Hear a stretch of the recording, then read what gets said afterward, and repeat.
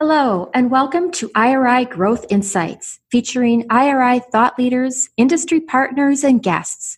For more than 40 years, IRI has been known for its invaluable data, but these podcasts delve into the insights the data reveal to fuel market disruption and market growth for those in the CPG, retail, healthcare, and media markets. I'm your host, Joan Driggs, coming to you from IRI's corporate headquarters in Chicago.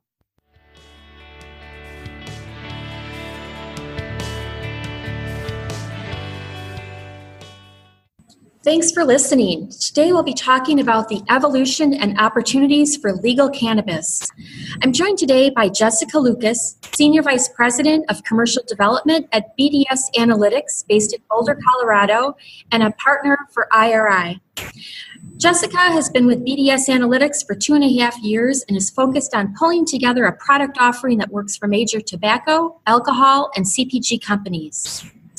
Interestingly, Jessica has her master's degree, she's a mom, and she consumes legal cannabis. She's committed to breaking down the stigma that you can be a hardworking, really bright, committed person and still consume cannabis. As a testament to that, Jessica's daughter's birthday is today, so she decided not to fly to Chicago to meet with us in person, and we're phoning it in. I applaud you for that, Jessica. I'm also joined by Chris van der Linden, executive with our Market and Shopper Intelligence Group here at IRI. Chris is committed to all things protein, dairy bakery, and beer, wine, spirits, and tobacco. Chris saw the huge impact that cannabis would have on the beer, wine, and spirits and tobacco industry, and he really wants to help work to kind of fulfill a lot of growth opportunities throughout that market. He's also really working to strengthen and build the relationship IRI has with BDS Analytics, and maybe on a lesser degree or to a lesser scale, Chris is also a cannabis consumer, CBD in particular, for pain management. So welcome both Jessica and Chris. Good to be here. Thank you. Jessica, I'd like to start with you because you have been tracking this market for so long. You've kind of seen the evolution to the current legal status. Can you kind of lay the groundwork for us for how we got here and kind of bring us up to speed a little bit on where we are with legal cannabis? Yeah, definitely. So I always like to remind everyone that we're talking about legal cannabis. And legal cannabis is new. Cannabis is not new for most of the U.S. population. So prior to any legalization of marijuana or hemp, there definitely was cannabis consumption going on for a very long time. So again, as we think about legal cannabis, that encapsulates both hemp and marijuana. And that is new. Legal cannabis is new. And so with that, as we think about legal cannabis, really it started with marijuana. So regulated marijuana state by state manner, starting with Colorado having full adult use legalization in January 2014. And we've seen that evolved across states. So at this point, fully legal markets with retail include Alaska, California, Colorado, Oregon, Washington, Nevada, and Massachusetts, with Michigan and Illinois coming online in 2020. So over the last 5 years, a major evolution in legal cannabis as it pertains to regulated marijuana. Most recently, getting a lot of buzz with the passing of the Farm Bill, is the opening of the hemp-derived marketplace. And so now we're talking about legal cannabis, including both marijuana, historically known for THC, or the intoxicating component of the plant, but now also including hemp-derived, which includes CBD. So we think about this evolution, and it's very clear where all of this is going. And as part of this, the sheer size of the marketplace cannot be ignored. Right now, BDS Analytics is predicting the entire cannabinoid-infused marketplace to be $45 billion by 2024. That's a big number. That includes cannabinoid products sold in the dispensary channel. That includes cannabinoid-infused products sold in food, drug, mass, convenience, and so on. That includes pharmaceutical application and both, again, hemp and marijuana. Jessica, right now, dispensary is still the biggest channel for cannabis, either like the marijuana THC or the hemp-derived CBD, which is really emerging. But what percentage of that $45 billion marketplace would you say dispensary holds? Because that is the biggest. Yeah, it is. Dispensary channels are the largest today, and we anticipate them to be the largest component and the largest driver of cannabinoid-infused product sales over the next 5 years and beyond. So of that $45 billion, let me break that down for you. $25 billion of that, and again, this is by 2024. So $25 billion of that are THC-dominant products sold in the dispensary channel. About $5 billion of that is other cannabinoid products sold through the dispensary channel. So think about CBD-dominant products. So of the $45 billion, $30 billion of that by 2024 is still coming from the legal regulated dispensary channel. As we anticipate medical approval to spread across the U.S., as well as adult use legalization state by state and even federally prior to 2024. So again, $30 billion of the $45 billion is coming from the dispensary channel. Then you layer on an anticipated $13 billion coming from your general market retail sales. So that's where IRI becomes crucial to tracking this marketplace, because that's where we're going to see sales across grocery, drugstores, mass merch, club, convenience. We're already seeing these products sold in those channels, but that becomes a huge growth driver, starting with topical application that we've already seen happen already this year, the creams, the balms, the salves, the lotions. As the FDA comes out with regulations of how they're going to look at CBD as a food additive, ingestibles, so food, beverages, candies, supplements, become another major player in that $13 billion cannabinoid-infused product sales expected by 2024 in the mainstream channel. That leaves us with $2 billion. So for those of you who do not know, pharmaceutical play also happens here. So the FDA has approved a pharmaceutical application of CBD called Epidiolex. And we anticipate by 2024 there to be a $2 billion pharmaceutical market as well. And so all of that adds up to the $45 billion. Great. And Chris, this kind of gets into your space a little bit too, because you've been tracking, beer, wine, spirits, tobacco across all these other different channels. And now we've got this new player coming in. So let's talk a little bit about how this relationship between BDS and IRI came to be and what it means for our ability to cover the marketplace. Well, I think our clients were asking us frequently for a point of view on what was going to happen in their market space. And I think some of the earliest clients that we had conversations with came out of alcoholic beverages and the tobacco space here. We were in great need of some assistance with that. We come at our clients with market measurement, the ability to understand through point of sales data what's happening. And then also we add the consumer behavior, what people do, how they do what they do, et cetera. And so we were looking for that robust sort of across the waterfront type of partner. And BDS Analytics continually came up as the source for a lot of webinar type of information. I think, Wall Street looks to them to have an opinion. I think the people in the industry, people that are providers or producers inside of the cannabis industry, look to BDS Analytics as the expert. And so it was a pretty short putt for us when we were looking for a partner to look for somebody who had not only the market measurement side of the ledger covered, but also to have a point of view about consumer behavior and attitude. So that's where we started. I think Jessica just did a nice job of outlining the places where we think our clients, are more likely to see an impact. She talked about, obviously, alcoholic beverages, and the two companies have worked pretty closely in having conversations with those clients. But also she talked about healthcare as being one of the more likely categories to be influenced, and then also confections. So I would say we were looking for somebody who had eyes on and expertise. I think you can hear that in the way that Jessica represents BDS Analytics expertise here. And I would also say it's pretty clear as we've spent time in the early part of our relationship that there's a real need for education, for an understanding of what's happening as the marketplace evolves. I think there's a lot of incorrect perceptions about what the marketplace is, about the users, the consumers thereof. I think there's a lot of different kinds of education that will need to take place. Not only do we think that we're going to need to inform consumers and educate consumers, but I think that there's going to be an opportunity to educate manufacturers on the space.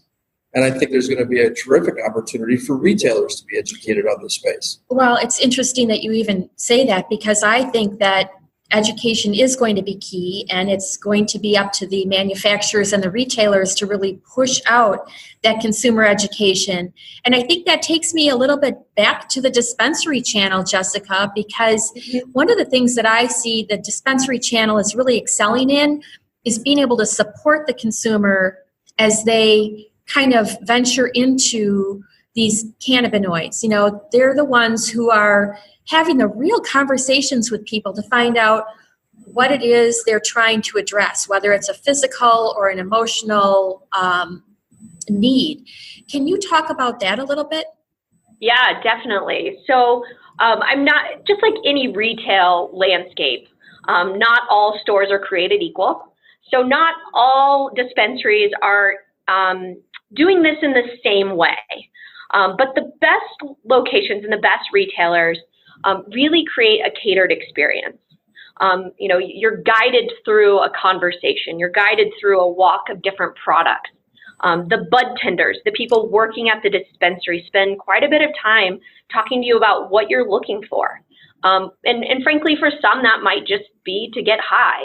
And for others, it might be to help them sleep or relax or unwind or deal with some pain. You know, maybe somebody's going through chemotherapy and looking for support in that. So it very much is a catered experience to what are the in-functional benefits that the person is looking to achieve by consuming. And that's a really different way to think about this, because consumption is very much multifaceted. So why I might consume on a Friday night with my significant other can be to relax or unwind. That drives to a different product form. Then maybe on a Saturday after a long run, when I have knee pain, I need a topical application. Or, you know, dealing with a migraine, you might want to consume a gummy before going to sleep. Again, it's all about the functionality of the product. What is the need state? What is the occasion? And the best dispensaries are having conversations with consumers about that, trying to understand what they're looking for, what their pain point is, and then providing catered recommendations.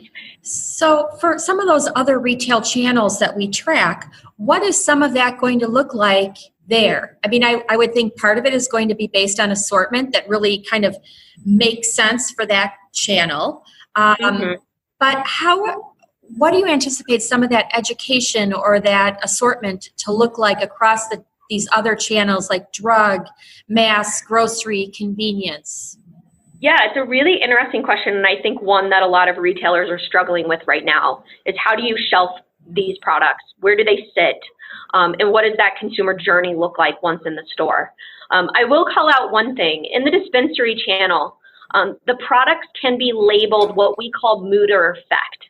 So sleep, calm, relax, unwind, energize, party. It makes something that's very complicated with cannabinoids and terpenes and strains very simple for consumers to understand. I'm looking to help myself sleep. This product says sleep. That makes it easy. The general market, I believe, is going to be a bit more challenging because making those claims is likely going to be tough. And so I think retailers need to think through what are the different reasons why people are consuming. And again, looking at the dispensary channel and the product assortment, what's successful in the dispensary is a very good leading indicator of what's going to be successful in the general market. So understanding those occasions and those need states and organizing the products as such. And that's going to be where we see some retailers doing a great job and others maybe just throwing some products on an end cap and putting a check next to that box. It's going to come down to understanding how consumers are shopping and thinking about CBD products. Because right now in a fully legal market, so I'm sitting in Colorado, if I wanted the benefits of CBD, so I wanted the anti-inflammatory pain management benefits, I could go to King Soopers, I could go to CVS, I could go to Walgreens, I could go to a dispensary like Native Roots, I could go to a chiropractor, I could go to a Sprouts and Alfalfas, you name it, these products are available, and retailers need to understand that, because what retailers need to do is drive consumers looking for the CBD benefits to their stores for their product assortment.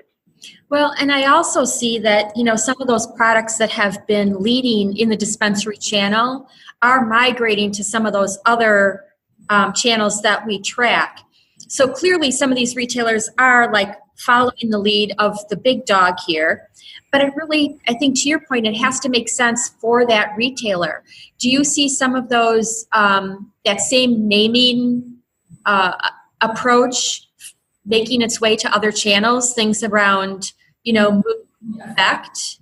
Yeah, I mean, it'll be interesting to see how the FDA comes out to regulate CBD as a food additive and what is and is not allowed in terms of those types of claims being made.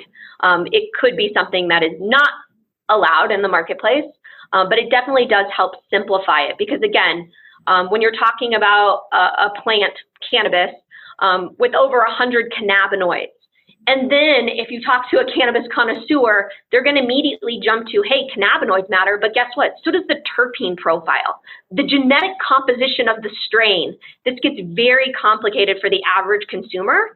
And to note, only 22% of the US 21 plus adult population even knows what cannabinoids are and feel good about articulating that definition. So we already have a fairly confused population. And so it makes it really important to simplify this. And that's where retailers win, is providing the right products and the right format to the shoppers coming into their stores. So Chris, in working with so many of your different clients, what are some of the struggles that you think that they're voicing to you about education? Like how they might communicate to their shoppers or their retailer partners, even how they're trying to understand it within their own business in terms of marketing? Yeah, I would say we run the gamut, really. I think you got to recognize that there's not unanimity of point of view here, that from client to client, they view this space differently. I think even within a client, you have different functional groups that view this either as a nuisance or an opportunity. And I think, what we're trying to do is to say, there's a lot going on here.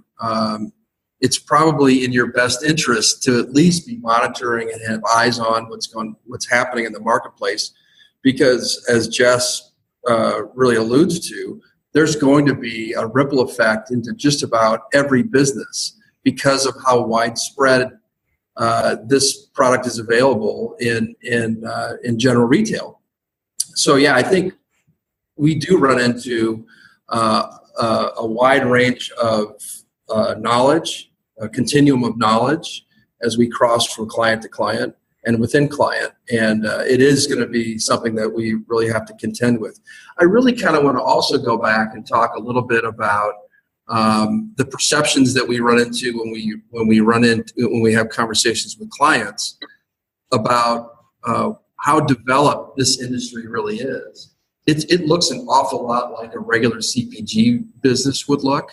It's not illicit. If you go walk into a dispensary, they're professional. They are buttoned up. The products look a lot like you would see on a regular store shelf with a regular product. This is becoming very mainstream.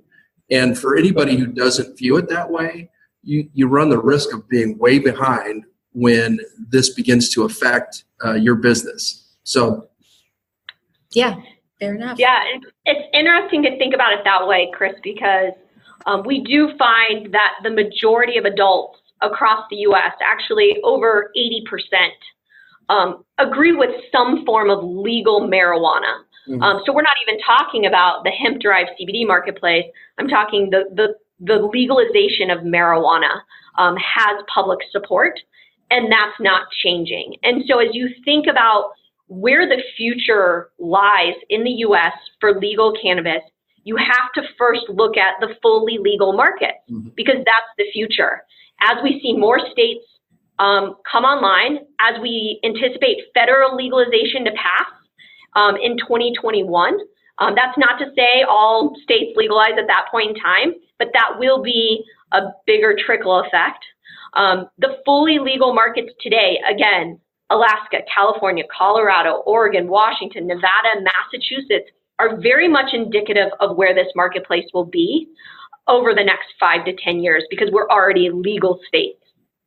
Well, and I think it's not only going to get that much bigger, it is going to get that much more complicated, because there's so many other compounds of cannabinoids that are emerging and bubbling up. And I think, Jess, you told me that you're already tracking 25 of them in dispensaries.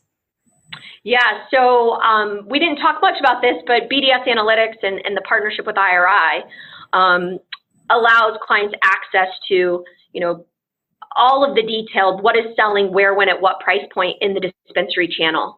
So just like current IRI clients have access to grocery, drug, mass, convenience, think about dispensary as a new channel where you can track these product sales. And so in the dispensary channel, in the markets we track, yes, we are already coding 25 different cannabinoids being touted on product labels. So THC, your intoxicating cannabinoid, what marijuana has been most known for historically. Then you have CBD. The interesting thing for CBD is a lot of people see hemp as equivalent to CBD, like those words are interchangeable. They are not. CBD can be derived from both marijuana and hemp, and CBD products have been available in the dispensary for 5+ years, going much further back, even prior to adult use legalization. Now we're starting to see products being touted with CBN, a sleep aid, THCA, focused on pain and inflammation, THCV, a very interesting one to a lot of people because it's an appetite suppressant.